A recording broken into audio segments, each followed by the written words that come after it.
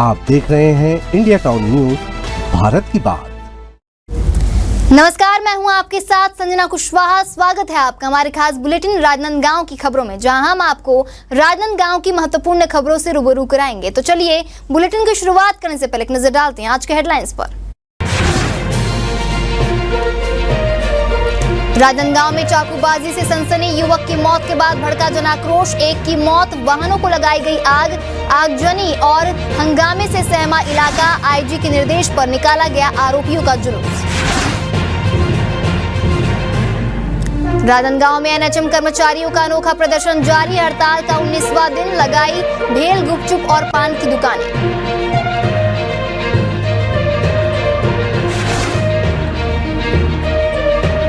मितानिनों का हल्ला बोल, मितानिनों की 3 मांगे, अब भी इंतजार, सीएमओ को मितानिनों का अल्टीमेटम।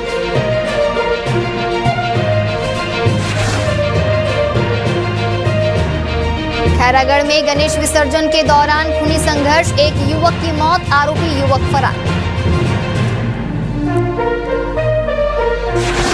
राजनांदगांव के बजरंगपुर नवागांव इलाके में रविवार शाम उस वक्त अफरा तफरी मच गई जब 2 गुटों के बीच हुआ मामूली विवाद अचानक खूनी संघर्ष में बदल गया। चाकूबाजी की इस वारदात में एक युवक की मौत हो गई जबकि कई घायल हैं। इसके बाद पूरे इलाके में तनाव फैल गया। जनाक्रोश इस कदर भड़का कि गाड़ी को आग के हवाले कर दिए। पुलिस ने मोर्चा संभाला और आरोपियों को गिरफ्तार कर पैदल मार्च कराते हुए सख्त संदेश दिया है। वहीं राजनांदगांव पुलिस और आईजी की इस सख्ती ने अपराधियों के लिए साफ संदेश दे दिया है कि अब अपराधियों को बख्शा नहीं जाएगा।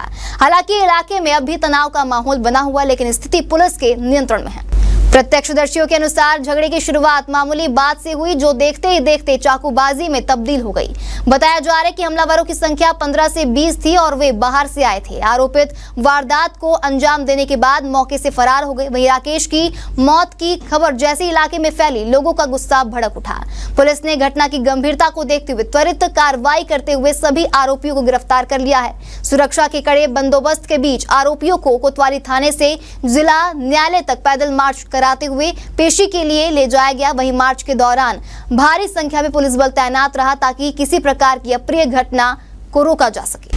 हर साल की तरह इस बार भी गणेश विसर्जन की झांकियों ने राजनांदगांव में उत्सव का माहौल बना दिया, लेकिन इस बार एक खास बात यह रही कि झांकी के बाद शहर की सड़कों पर कचड़े का अंबार नजर नहीं आया। इसका पूरा श्रेय नगर निगम को जाता है, जिसने पहले से ही सफाई को लेकर व्यापक तैयारी कर रखी थी। आपको बता दें कि नगर निगम द्वारा लगातार सफाई अभियान चलाया गया, जिससे विसर्जन के बाद ही गंदगी को तुरंत हटाया जा सका। आमतौर पर झांकी निकलने के बाद जगह जगह फूल, सजावटी सामान और अन्य कचरा सड़कों पर फैला रहता है, जिससे लोगों को असुविधा होती थी और नाराजगी भी देखने को मिलती थी। लेकिन इस बार नियम की तत्परता से हालात बिल्कुल अलग दिखे। निगम कर्मचारियों की विशेष टीमों को विभिन्न रूट्स पर तैनात किया गया, जिन्होंने झांकी समाप्त होते ही सफाई कार्य शुरू कर दिया। इसके साथ ही निगम ने जन जागरूकता अभियान भी चलाया था, जिसमें लोगों से साफ सफाई बनाए रखने की अपील की गई थी। पहले से ही हमारे नगर निगम की पूरी टीम तैनात थी, जो और हमारा उद्देश्य भी था कि जब झांकी के बाद शहर को साफ सुथरा शहरवासियों को देखने मिले, ये हमारा प्रयास था। इसके लिए हमारे जो स्वच्छता कमांडो है और वहाँ की जो रेगुलर टीम है, वो झांकी के निकलने के बाद तत्काल बाद से ही वो सफाई में जुटे हुए थे और इसमें हम काफ़ी हद तक सफल भी हुए। शहर को हमने साफ करने का प्रयास किया।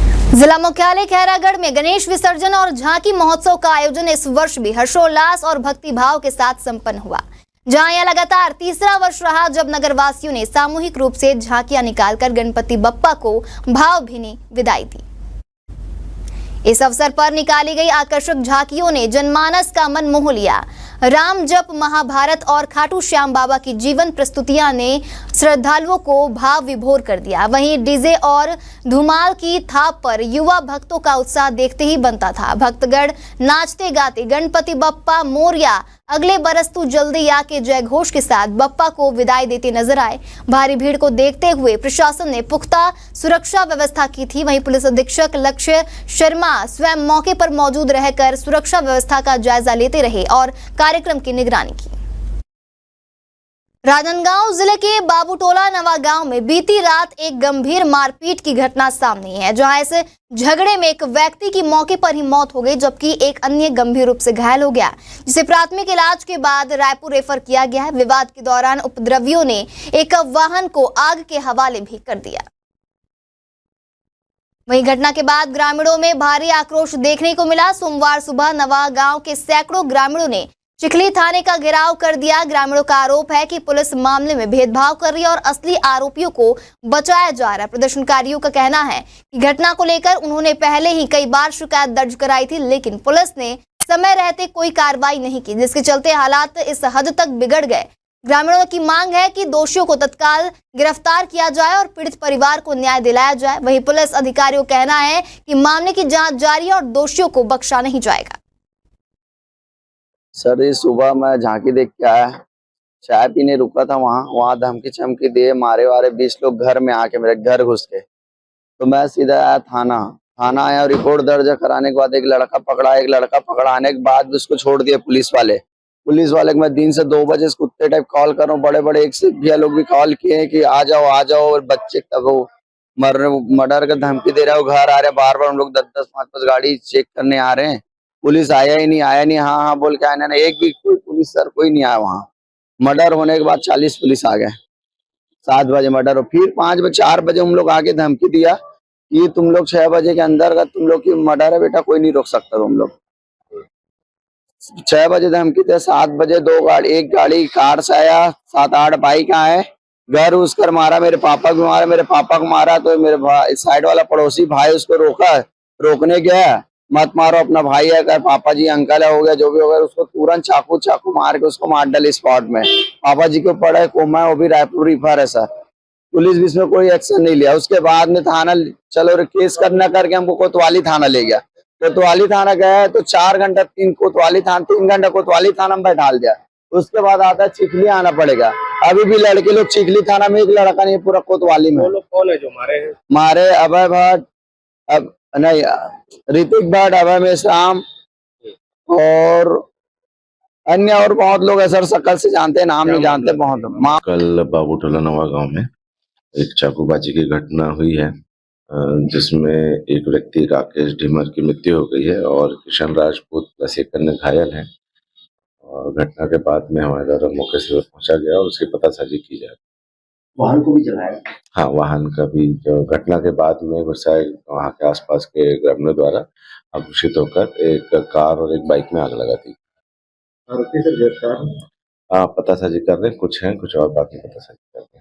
एनएचएम कर्मचारियों की हड़ताल 19वें दिन भी जारी है, जहां अपनी मांगों को लेकर संघर्षरत कर्मचारियों ने विरोध प्रदर्शन का एक अनोखा तरीका अपनाया। आपको बता दें, उन्होंने धरना स्थल को ही बाजार में तब्दील कर दिया और रोटी संघर्ष के तहत भेल, गुपचुप, चाय, चाट, पकोड़े और पान की दुकानें लगाई हैं।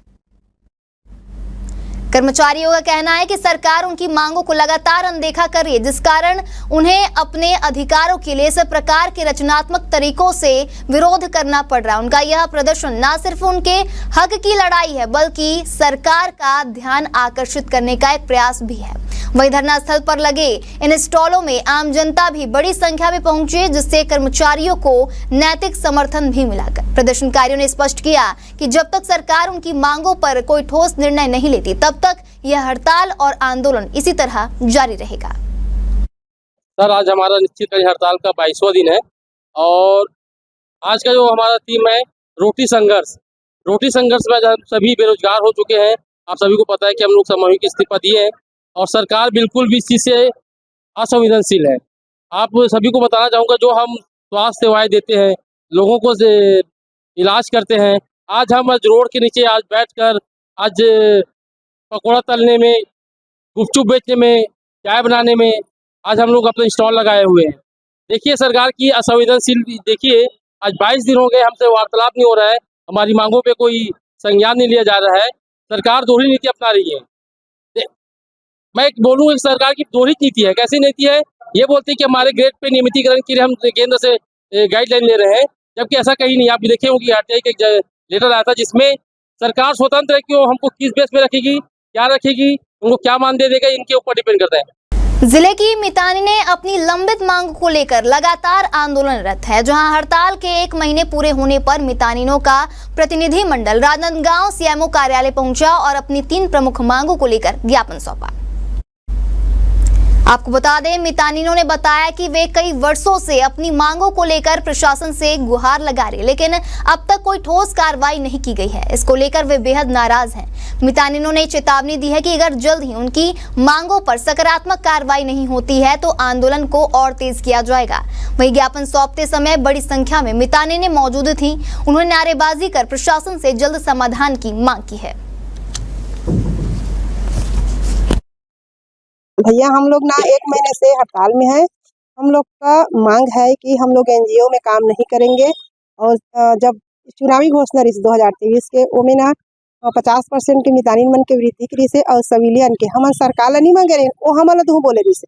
जब देख पा रहे तो 1 महीना हो गए, हमन रोज छोटे बच्चा बीमार व्यक्ति ही वहाँ हड़ताल में जाते पर भी से अभी तक कोई शासन प्रशासन कोई नहीं है, कोई सुधरे बनी है। और कल जे हम वही शासन बोलते कि ए आरोपी में नाम नहीं है करके SPS वाला बोलते, और अभी भी मतलब और मितानिन दीदी मन काम हमारे डोंगर गांव यहाँ कोई नहीं करे, लेकिन ऊपर से दबाव बनाए जाते कि जे काम करे मितानिन मन है MP मन है ओकर मन के सर्टिफाई SPS कर दे। तो मैं शासन से ही बोलना चाहता हूँ, जब जब जैसा न मन हो तब अपन बयान ला बदलते, कभी कर दिया हूँ बोल ही, कभी लेटर निकल रहा है बोल ही, कुछ भी बोलते, अनाप शनाप बोलते। तो अब ये मन मैं ये पूछना चाहता हूँ छत्तीसगढ़ शासन से, जब नियम है ही नहीं है सिविलियन के तो सिविलियन के भाषा बोलिस का बार और हर एक दिन में अपन जो गाइडलाइन है ओला बदलते का बार। खैरागढ़ में गणेश विसर्जन जुलूस के दौरान सांप्रदायिक सौहार्द को झकझोर देने वाली एक दर्दनाक घटना सामने आई, जहां विसर्जन स्थल से कुछ ही दूरी पर सांस्कृतिक भवन के पास 2 युवकों के बीच शुरू हुई मामूली कहासुनी देखते ही देखते हिंसक झड़प में बदल गई, जिसमें एक युवक की चाकू मारकर हत्या कर दी। घटना में 21 वर्षीय दीपक यादव को चाकू से गंभीर चोटें आई है। गंभीर रूप से घायल पीड़ित को तुरंत सिविल अस्पताल ले जाया गया, जहां डॉक्टरों ने उसे मृत घोषित कर दिया। वहीं घटना की सूचना मिलते ही पुलिस मौके पर पहुंची और मामले की जांच शुरू कर दी। मृतक का शव पोस्टमार्टम के लिए भेजा गया। फिलहाल आरोपी युवक फरार बताया जा रहा है और उसकी तलाश में पुलिस की टीमें जुटी हुई हैं। अखिल भारतीय पूर्व सैनिक सेवा परिषद की मासिक बैठक डोंगरगढ़ में संपन्न हुई, जहां बैठक में योद्धा फिजिकल एकेडमी की जरूरतों पर चर्चा की गई और आने वाले नवरात्रि व दशहरा कार्यक्रम की तैयारी पर भी विचार किया गया। वहीं अखिल भारतीय पूर्व सैनिक सेवा परिषद की मासिक बैठक 7 सितंबर को डोंगरगढ़ में संपन्न हुई। इस बैठक में जिला राजनांदगांव और डोंगरगढ़ ब्लॉक के सैन्य मातृशक्ति सदस्य बड़ी संख्या में शामिल हुए। वहीं बैठक में निःशुल्क चल रही योद्धा फिजिकल एकेडमी की जरूरतों और सुधार पर चर्चा की गई। साथ ही आगामी शारदीय नवरात्रि और दशहरा मिलन कार्यक्रम को लेकर निर्णय लिया गया कि इसे जिले के प्रतिष्ठित सामाजिक संस्थानों में धूमधाम से मनाया जाएगा। महापौर मधुसूदन यादव ने मोदी सरकार द्वारा GST में किए गए सुधारों का स्वागत किया है, जहां उन्होंने कहा है कि यह फैसला जनता और व्यापारियों दोनों के लिए राहतकारी है और भारत की अर्थव्यवस्था को वैश्विक स्तर पर मजबूती प्रदान करेगा। वहीं वैश्विक बाजार में उथल-पुथल और अमेरिकी व्यापार टैरिफ के बीच मोदी सरकार ने GST में बड़ा सुधार किया है, जहां 22 सितंबर से लागू होने वाले इस फैसले के तहत जीवन रक्षक दवाओं और दैनिक उपयोग के सामान पर से टैक्स पूरी तरह हटा दिया गया है। वहीं विलासिता और नशे के उत्पादों पर 40% टैक्स लगाया गया। राजनांदगांव महापौर मधुसूदन यादव ने इस कदम को ऐतिहासिक बताया और कहा कि इससे देश की GDP मजबूत होगी और आम जनता को राहत मिलेगी। 24वें स्टेट शूटिंग चैंपियनशिप में राजनांदगांव के सतीश सिंह ने शानदार प्रदर्शन करते हुए सिल्वर मेडल अपने नाम किया। आपको बता दें, 50 metre point 22 bore rifle event में 600 में से 555 अंक बनाकर उन्होंने पूरे छत्तीसगढ़ का नाम रोशन किया। छत्तीसगढ़ राइफल एसोसिएशन द्वारा रायपुर के माना शूटिंग रेंज में आयोजित 24वें स्टेट शूटिंग चैंपियनशिप में सतीश सिंह ने अद्भुत प्रदर्शन किया, जहां 50 metre point 22 bore rifle event में उन्होंने उधार की राइफल से खेलते हुए 600 में से 555 अंक हासिल किया और सिल्वर मेडल अपने नाम किया। यह मेडल उप मुख्यमंत्री अरुण साव ने प्रदान किया। वहीं सतीश सिंह भी 10 मीटर एयर राइफल में नेशनल शूटर रह चुके हैं। वर्तमान में वह पेंड्रा के शासकीय शारीरिक शिक्षा प्रशिक्षण महाविद्यालय में DP.Ed कर रहे हैं। अब उनका चयन ईस्ट जोन और प्री नेशनल प्रतियोगिता के लिए हुआ है। हमारे खास बुलेटिन राजनांदगांव की खबरों में फिलहाल इतना ही। तमाम खबरों के लिए बने रहिए इंडिया टाउन न्यूज के साथ। नमस्कार। आप देख रहे हैं इंडिया टाउन न्यूज, भारत की बात।